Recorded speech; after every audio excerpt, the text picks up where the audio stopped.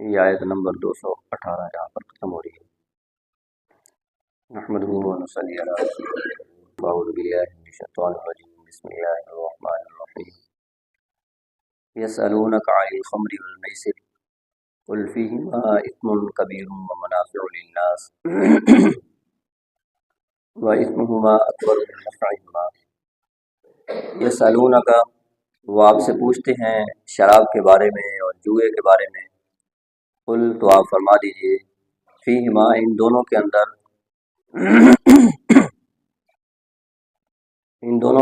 اثم کبیر، بہت بڑا گناہ ہے، وہ منافع للناس، اور کچھ منافع بھی ہیں لوگوں کے لیے، وإثمهما أكبر من نفعهما، اور ان دونوں کا گناہ وہ ان کے نفع سے زیادہ بڑا ہے۔ اس آیت مبارکہ کے اندر شراب اور جوئے سے متعلق جو ہے وہ کچھ بات کی گئی ہے۔ تو زمانہ جاہلیت کے اندر، اسلام سے پہلے، شراب جو ہے وہ لوگوں کی گھٹی کے اندر پڑی ہوئی تھی، ہر محفل کے اندر، ہر مجلس کے اندر، ہر دعوت کے اندر۔ جیسے ہمارے ہاں چائے شوق سے پی جاتی ہے، بوتل شوق سے پی جاتی ہے، تو ان کے ہاں یہ چیز ان جگہوں پر شراب چلتی تھی۔ تو شروع اسلام میں اللہ تعالیٰ نے شراب کی حرمت کا حکم جو ہے فوراً نہیں دیا، فوراً شراب کو حرام نہیں کیا، اس لیے کہ کسی عادت کا فوراً چھڑوانا یہ مشکل ہوتا ہے۔ اور اسلام کا، قرآن پاک کا یہ مزاج بھی ہے کہ قرآن پاک جو ہے جب بھی کوئی حکم نازل فرماتا ہے تو پہلے اس کی ذہن سازی کرتا ہے، پہلے ذہن سازی کی جاتی ہے۔ جب ذہن اس کو ماننے کے لیے تیار ہو جاتے ہیں تو پھر اس چیز سے متعلق حکم نازل کیا جاتا ہے۔ تو پہلے جو ہے یہ آیت نازل ہوئی، وَمِن ثمرات النخیل والأعناب تتخذون منه سکرا ورزقا حسنا، کہ تم جو ہے کھجور سے اور انگور سے جو ہے تم ایک نشے کی چیز بناتے ہو، اور تم اس سے جو ہے وہ رزق بھی حاصل کرتے ہو۔ یعنی کھجور ہے، انگور ہے، ان کو بطور کھایا بھی جاتا ہے، اور ان سے شراب بھی جو ہے نا بنائی جاتی ہے، نشے کی چیز بھی بنائی جاتی ہے، صرف نشہ کہہ دیے اس کو۔ اور پھر اس کے بعد جو ہے یہ آیت نازل ہوئی دوسرے نمبر پر، یسألونک عن الخمر والمیسر، اس لیے کہ اللہ تعالیٰ نے انسانوں کے اندر بعض سلیم الطبع انسان بھی ہیں جن کے اندر عقل سلیم ہے، کہ عقل جو ہے اس چیز کو اچھا نہیں سمجھتی کہ شراب جو ہے، شراب نوشی یہ ایک بری عادت ہے جس سے انسان کی عقل معوف ہو جاتی ہے، اور بہت ساری جو ہے خرابیوں کا مجموعہ ہے۔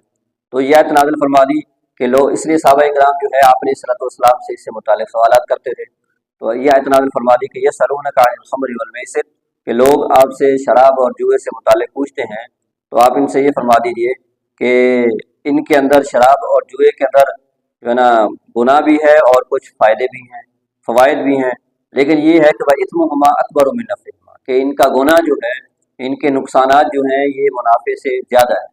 ٹھیک ہے منافع بھی ہیں لیکن منافع کم ہے، اور مضرتیں اور نقصان جو ہے ان کا زیادہ ہے، یہ بات کہہ دی۔ پھر جو ہے صحابہ کرام جو ہے کچھ تو بہت سارے باز آ گئے کہ جو ہے ان کے اندر اتنے نقصانات ہیں، نقصان زیادہ ہیں، کچھ منافع بھی ہیں۔ مثلا منافع یہ ہے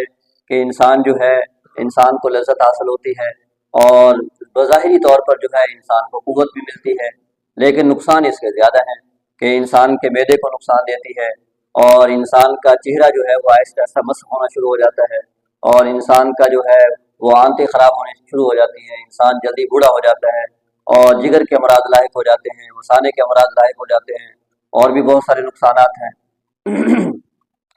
تو اب جو ہے پھر ایک دفعہ صحابہ کرام نے شراب پی، اور ایک صحابی نے جو ہے نماز پڑھائی، نماز پڑھانے کے بعد جو ہے نماز کے اندر کچھ غلطی کر دی۔ قل یا ایھا الکافرون لا اعبد ما تعبدون، آتا ہے کہ اے کافرو، ہم جو ہے اس چیز کی عبادت نہیں کریں گے جس کی تم عبادت کرتے ہو۔ تو لا اعبد کی جگہ پڑھ لیا اعبد ما تعبدون، لا کو چھوڑ دیا کہ ہم اس چیز کی عبادت کرتے ہیں جس کی تم عبادت کرتے ہو، یعنی بتوں کی، تو ظاہر معنی بدل گیا، تو شراب کی حالت تھی، تو اس لیے اگلی آیت نازل ہو گئی، یا ایھا الذین آمنوا لا تقربوا الصلاۃ وانتم سکارى، کہ اے ایمان والو، نشے کی حالت میں، شراب جب تم نے پی ہو، نشہ چڑھا ہو، اس وقت نماز کے قریب مت جاؤ، یعنی نماز کے اوقات میں شراب حرام ہو گئی۔ تو اب دیکھا صحابہ نے کہ دیکھو جی، یہ تو ایسی چیز ہے جو ہمیں عبادت سے بھی روک رہی ہے، اس کی وجہ سے ہم نماز بھی نہیں پڑھ پا رہے ہیں۔ تو بہت سارے لوگ پھر باز آ گئے، لیکن ابھی بالکل حرام نہیں کیا۔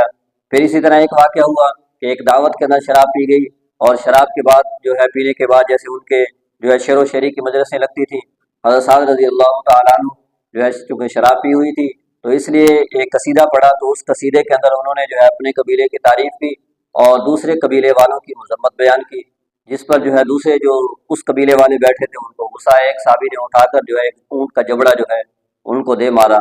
اور جو ہے پھر جسے لڑائی بھی ہوگی کچھ۔ تو اس کے بعد پھر صحابہ کرام نے آپ علیہ السلام سے اس سے متعلق پوچھا، تو آپ علیہ السلام نے دعا کی اللہ تعالیٰ سے کہ اے باری تعالیٰ شراب سے متعلق کوئی واضح حکم ہم پر نازل فرما دیجیے۔ تو پھر اللہ تعالیٰ نے 7ویں پارے کے اندر آگے آیت آئے گی، یا ایھا الذین آمنوا انما الخمر والمیسر، کہ ایمان والو شراب اور جوا جو ہے یہ شیطان کے تیر ہیں، شیطان جو ہے اس کے ذریعے تمہارے درمیان لڑائی جو ہے ڈالتا ہے، فاجتنبوہ، لہٰذا اس چیز سے تم باز آ جاؤ۔ تو اب اس آیت کے اندر جو ہے مطلق طور پر شراب کو اور جوئے کو جو ہے حرام قرار دے دیے گئے۔ تو اس طرح پھر صحابہ کرام حضرت انس رضی اللہ عنہ فرماتے ہیں کہ جب شراب کی حرمت کا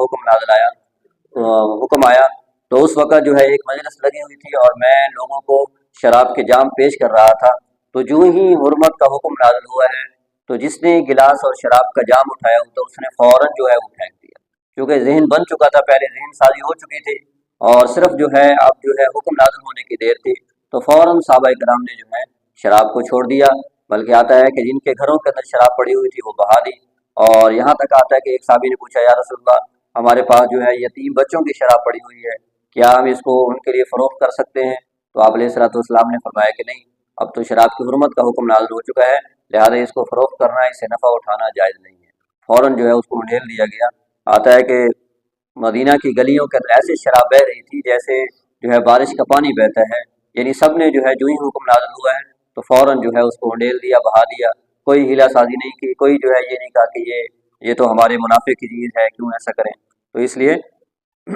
اسی طریقے سے والمیسر، دوسری چیز جوا ہے، تو جوا بھی اس وقت جو ہے بہت رائج تھا کہ لوگ جو ہے جوا کھیلتے تھے، تو مختلف قسمیں ہوتی تھیں، مختلف صورتیں ہوتی تھیں جوئے کی۔ ایک تو یہ ہوتا تھا کہ لوگ جو ہے وہ تیروں کے ذریعے جوا تقسیم کرتے تھے، کہ آپس میں مل کر جو ہے وہ ایک اونٹ خرید لیا اور پھر اس